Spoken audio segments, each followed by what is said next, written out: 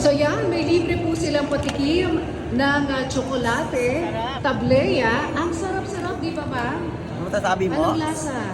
Ang sarap, pure tablia. Pure. Ang sarap, pure tablia. Yes! Mula sa Bipam ko. Mi Farm ko, Zamboanga? Yeah, sa Zamboanga del Sur. Zamboanga del Sur.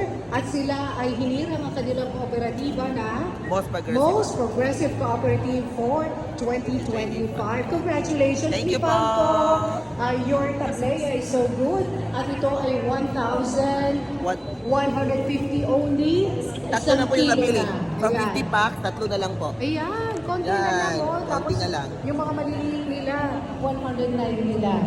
So take this opportunity to buy Filipino-made products, and they are not just made by ordinary Filipinos, they are made by our farmers!